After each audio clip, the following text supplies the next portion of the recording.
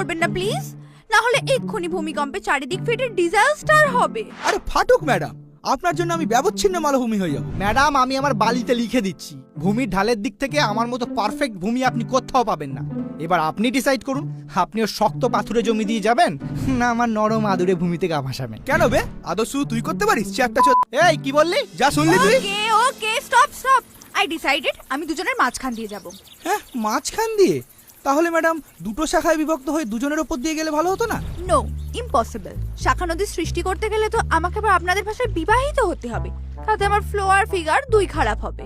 মাঝখান দিয়ে যেতে দিলে বলুন, না হলে আমার পানি প্রার্থীর অভাব নেই। আরে না না ম্যাডাম, আপনি যেখান দিয়ে খুশি যান। আপনার যৌবনের জোয়ার ভাটা ও বেটা মালভূমি জানবে কি করে?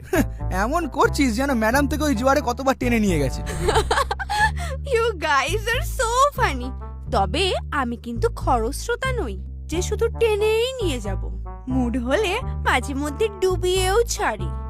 ম্যাডামও আমাদের সাথে ফ্লার্ট করছে। হ্যাঁ ভাটা, ফ্ল্যাট নয় ম্যাডাম, ফ্ল্যাটের কথা বলছে, বন্যা। আরে সে তো ভালোবাসার বন্যা। ম্যাডাম আপনি আমাদের মাঝখান দিয়েই যান, তবে ওর দিকে আবার বেশি বেঁকে বেঁকে যাবেন না, ওর নিচের মাটি খুব লুজ, আপনার থেকে অশ্বক্ষুরাকৃতি হত করে নেবে। এ কি নটি, নদীর পাশে তো সভ্যতা গড়ে ওঠে, তুমি এই অসভ্যতাটার মাঝে কি করছো? ও মম, আমি ম্যাপে দেখলাম এদের দুজনের মাঝে উপত্যকা করে গেলে মোহনাটা শর্টকাট পড়ছে, তাই এদিকে ফ্লো নিলাম। ও গুড, তাড়াতাড়ি যাও, সমুদ্র হয়তো তোমার জন্য উথাল পাথাল করছে। আর হ্যাঁ দেখো, যেতে যেতে আবার কোনো উপনাদ জুটিয়ে ফেলো না। আরে ডোন্ট ওয়ারি মম, তুমি এসো। Bye guys. বাই।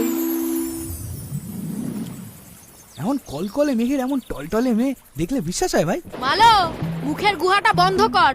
আজকে নদীর বিয়ে, আমার আবহাওয়া খারাপ করার চেষ্টা করলে মুখে বাজ মেরে দেবো। হ্যাঁ, নটি নদীর বিয়ে কার সাথে? কেন, তোদের উপকূলে আর কে আছে? হ্যাঁ, সমুদ্র। আরে ও তো একটা পাক্কা নোনতা ঢেউবাজ, ওর অলরেডি কয়েকশো নদীর সাথে বিয়ে হয়ে গেছে। হ্যাঁ তো, অত বড় জলরাশির একজনের জলে পোষায়? আর জানিস না, পৃথিবীর 3 ভাগ জল আর 1 ভাগ বোকার দল, তো সূর্যোদয়ের তাপে মোট জলীয় বাষ্পের 3 ভাগ তো ওই সমুদ্রই দেয়। ও, তাহলে আমরা যে বাকি জলীয় বাষ্প দিই তার 4 ভাগের 1 ভাগও কি আমরা ঠিকঠাক টাইমে ফিরে পাই? কি আর করবি বল, এটাই জলচক্র। কোনো জলচক্র নয়, এটা আপনারা সূর্যতার জলচক্রান্ত। যাক, বুঝেছিস তাহলে। আমি ভাবতাম তোর মাথাটাও তোর গুহার মতোই ফাঁপা। তবে বেশি লাফাচাপা করিস না, না হলে গরমে শুকিয়ে মারবো, বর্ষায় নদী ডুবিয়ে মারবে। ও আবার বড্ড বর্ষার জলে পুষ্ট।